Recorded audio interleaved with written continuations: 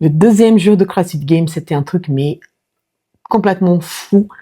C'était trop bien, des épreuves magnifiques. Il y a une épreuve qui c'est vrai que j'ai pas trop aimé quand je l'ai vue sur le papier, mais en vrai, elle était très très bien. On va parler aussi ici de la performance de notre Français Victor Hofer. Il a fait un truc de malade. On va parler aussi des performances qui étaient un peu décevantes. On attendait un peu mieux. Restez jusqu'à la fin de la vidéo parce que ça va être énorme.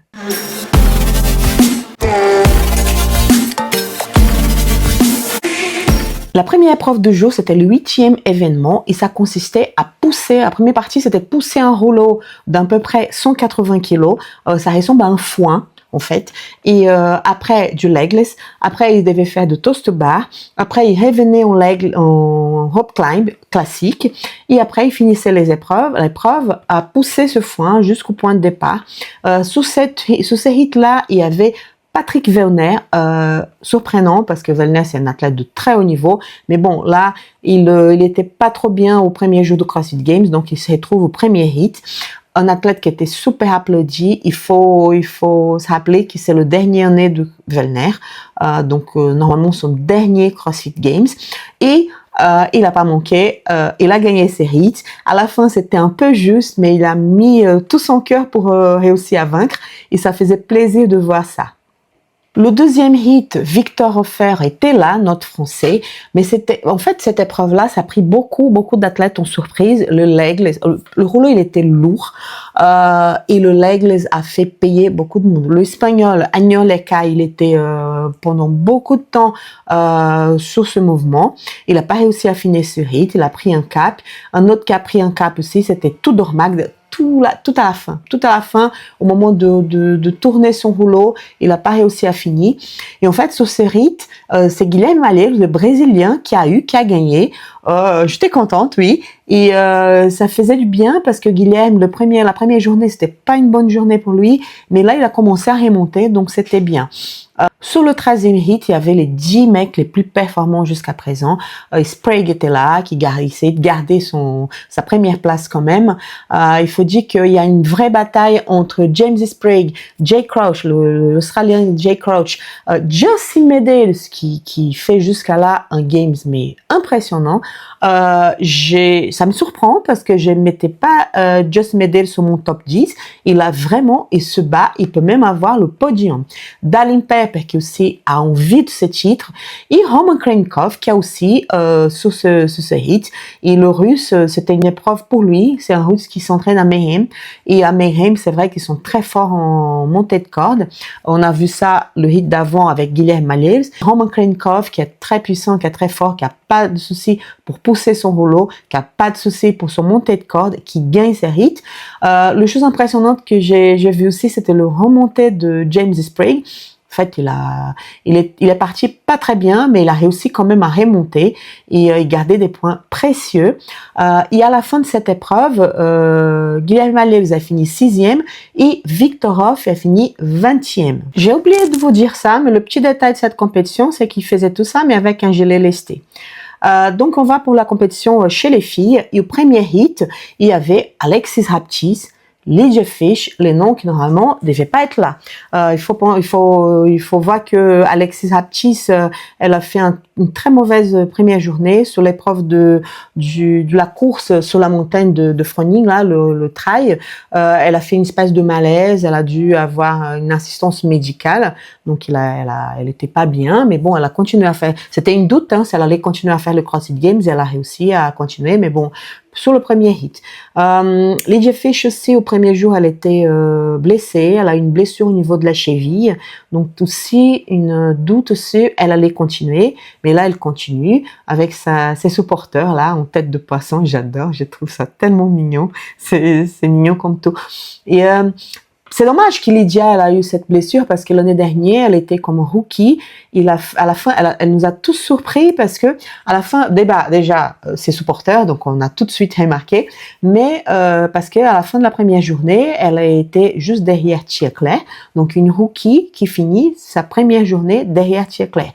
Et en plus, cette année, pour la qualification, celle qui a gagné le Syndicate Crown, une des semi-finales plus difficiles à gagner, donc on s'attendait plus. C'est dommage qu'elle a eu cette blessure, vraiment, parce que c'est une athlète qui a énormément de potentiel. Donc pour ce hit-là, il y avait Abigail Domit qui était beaucoup en avance, elle est une athlète très forte, mais qui était dépassée par Rachel No, qui était qualifiée au Norcal, et c'est elle qui a gagné ce hit. Une autre chose, malheureusement, qui s'est arrivée à ce hit, c'est qu'Hannah Blake, elle n'a pas pu faire ses legs, je ne sais pas qu'est-ce qui s'est passé, mais bon, elle était bloquée à ce mouvement, donc elle a pris un cap et elle a fini dernière de cette compétition. Sur le deuxième hit, il y avait deux athlètes remarquables, Danielle Brandon et Paige Rogers. Et c'était la bataille entre les deux. C'était déjà un jour avant sur la natation, c'était un bel duel. Les deux, elles étaient dans le même hit, elles étaient à côté une d'autre. Et c'était vraiment le fight pour savoir qui allait gagner ce hit. Et là, c'était la même chose. Elles étaient côte à côte. Danielle a pris un avantage à la première partie. Elle a poussé le rouleau très facilement. Les legs d'une qualité mais impressionnante. C'est une athlète qui est très forte. Et la qualité de descente de ses cordes, elle est assez incroyable. Mais c'est les toasts bas. C'est les toasts bas où Danielle a fait un peu plus de break, où Paige a pris un peu d'avance et après elle a maintenu son avance, donc elle a refait le montée de corde, donc bien, et pour pousser le rouleau aussi, donc une différence, elle a gagné ce hit et Danielle était juste 20 secondes derrière elle. Donc très bien pour les deux, ça va le faire monter dans le classement, donc peut-être demain, dans la journée de samedi, elles vont pouvoir arriver au top 10, donc au hit 3, le hit des athlètes les plus fortes. Troisième hit, il y a les filles qui sont vraiment dans le combat pour le podium, bien que rien n'est gagné pour l'instant, mais on attendait à voir la bataille entre Luce Kemp et Amy Creed et Maddie Stewart, puisque dans la classification générale, dans le tableau, Amy est en première, Luce en deuxième et Madeline Stewart en troisième. Mais bon, il y avait aussi Emma Lowe, il y avait Alex Gazin. Et en fait, c'est Alex Gazin qui part comme une flèche. Elle a tourné ce rouleau comme si rien n'était, très facilement. Elle a fait une épreuve mais impeccable du début à la fin, donc première du début à la fin. Et à la fin, sous le rouleau, on voyait la bagarre entre Krieg, Stewart et Emma Lowe. Et même les commentateurs, ils disaient, c'est entre les trois, elles étaient vraiment côte à côte. Amy Krieg arriver mettre un peu en avant. Et là, à droite, on voit notre Italienne, Elisa Fulian, venir, mais c'était une belle surprise pour tout le monde. Et en fait, elle prend la deuxième place de hit. C'était génial. Personne remarquait Fuliano, mais Fulix, elle était là, elle a poussé et en fait, elle a garanti une très très belle place. Ça faisait tellement plaisir de voir ça, c'est incroyable, incroyable. En fait, à la fin de cette épreuve, c'est Alex Gazin qui a gagné. En deuxième place, Paige Powers. En troisième, Danielle Brand. Et notre Elise Fulian a fini en quatrième place. C'est ça que j'adore CrossFit Games. C'est les choses comme ça. On s'attend pas et ça arrive. Et surtout pour Fuliano. C'était très bien. Le 9e événement de CrossFit Games, c'était une épreuve qui, quand elle était... Dave Castro, il a montré dans les vidéos un mec qui jetait un sandbag derrière lui. Donc, moi et d'autres personnes ont imaginé qu'il y aurait peut-être une espèce de poteau et les gens ils devaient jeter la sandbag comme ça, avec des poids différents, pourquoi pas. Bref, on a pensé à quelque chose comme ça, mais non. Pas du tout. C'était une épreuve. Quand j'ai vu sur le papier, quand j'ai vu la présentation, j'ai dit « Oh, ça va être chiant. Franchement, quel intérêt ?» Mais quand tu vois les spécialistes, moi je suis pas coach, je suis pas éducateur physique, je comprends rien à ça, mais ils expliquaient que c'était une très belle façon de mesurer la force, parce qu'en fait les athlètes ils devaient jeter la sandbag avec du côté droit, après du côté gauche, et après c'est après qu'ils devaient jeter derrière. Donc apparemment avec ce mouvement-là, ces trois mouvements, tu pouvais vraiment faire une analyse globale de la force. Et les athlètes ils ont fait ça. Ils étaient séparés 5 par 5. L'arène, elle ressemblait un peu comme un champ de football américain avec les jardes. Et celui qui gagnait, c'est celui qui allait pousser, qui allait réussir à jeter la sandbag plus loin. Cet événement-là, il est pas passé sur YouTube, il est passé sur la plateforme payante. Donc, j'ai regardé et il y en a eu des très belles surprises. Chez les hommes, c'était Patrick Werner qui menait la course jusqu'à l'arrivée du Brésilien Guilherme Alves, qui a fait quand même un score très important. C'est lui qui a jeté le plus loin. Et donc, il a eu sa première victoire dans le CrossFit Games. Cette compétition, elle valait 50 points. Chez les femmes, c'est l'américaine Abigail Domich qui a gagné cette épreuve. Elle avait une technique assez intéressante de jeter au premier coup. Ça a marché et c'est la première victoire de sa carrière dans le CrossFit Games. Première place pour Abigail Domich, suivi par Anna Black et Alex Gazan. Les hommes, victoire du Brésilien Guilherme Malheiro, suivi par Patrick Werner et Dylan Hamming. L'événement D, c'est un événement aussi qui était pas disponible sur YouTube. On n'a pas pu voir direct sur YouTube. Il fallait avoir sur la plateforme payante. Et c'était un événement qui mélangeait la course à pied avec les squat clean. Et 10 squat clean avec une charge assez conséquente.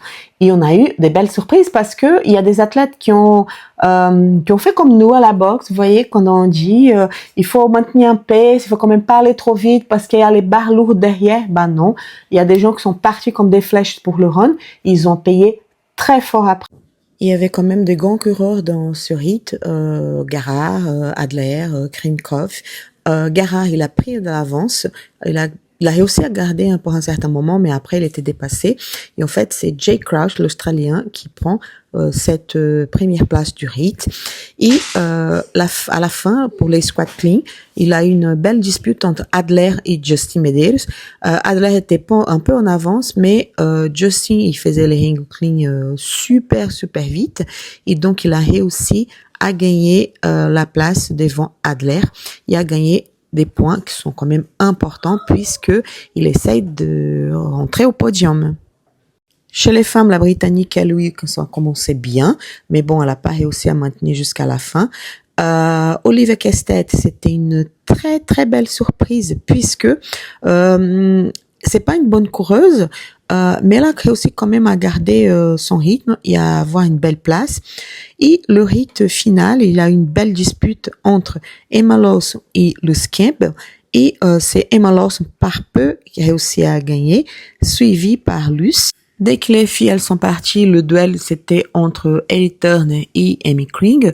Et c'est Ellie Turner qui a fini en premier, qui a eu la meilleure place.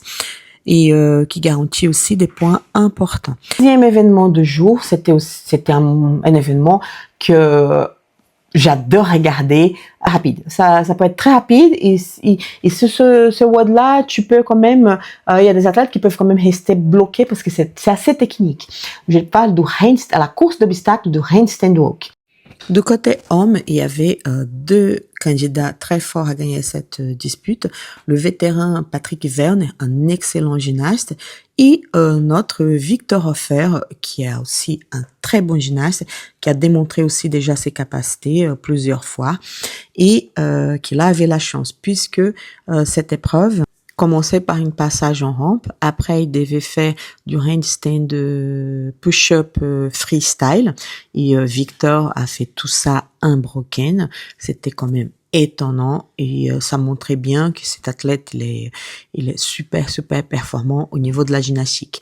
Après il y avait des pirouettes, donc il continue unbroken, notre Victor, une pirouette mais sur un coussin, une espèce de coussin mais assez mou. Les athlètes ils ont dit que c'était compliqué parce que la main elle s'enfonçait dans le coussin et c'est à ces moments-là, avant de attaquer les barres parallèles, que Victor a fait sa première pause.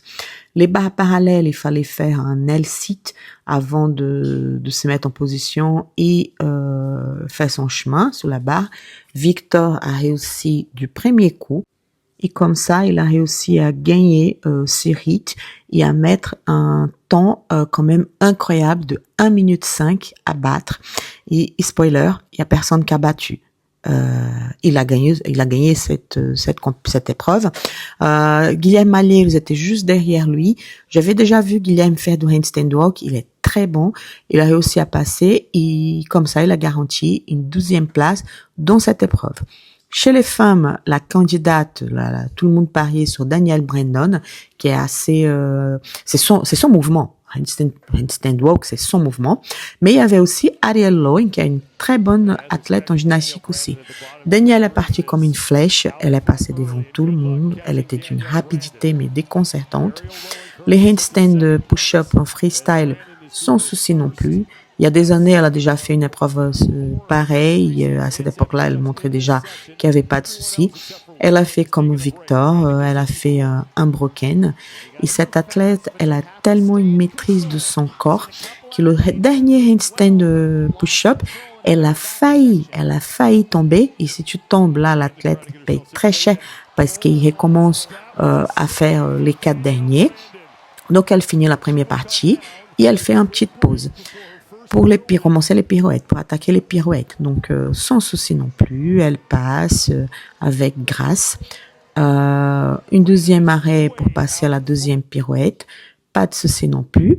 Avec le coussin, la pirouette sur le coussin. Et là, c'est la partie critique pour Danielle, puisque elle n'arrive pas à faire les parallèles. Elle n'arrive pas à se mettre dans la position.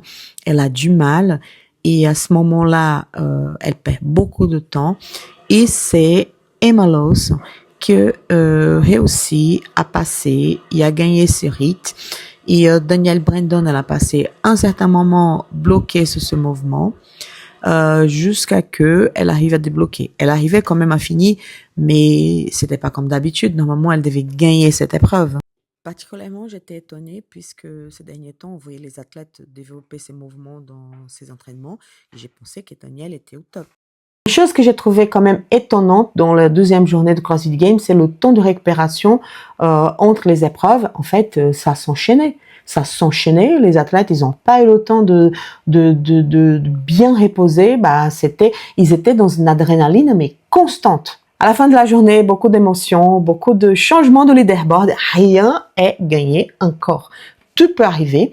Et on aura un samedi incroyable. J'espère voir de belles performances. Et on se retrouve ici pour un nouveau récap de la journée 3. N'oubliez pas de liker la vidéo. N'oubliez pas de mettre en commentaire qu'est-ce que vous pensez. Si vous avez accompagné cette journée, qu'est-ce qui vous a plus motivé à regarder, qu'est-ce que vous avez aimé de plus. N'oubliez pas de mettre ça en commentaire et je vous retrouve ici pour le récap de la 3e journée du CrossFit Games. Bye bye!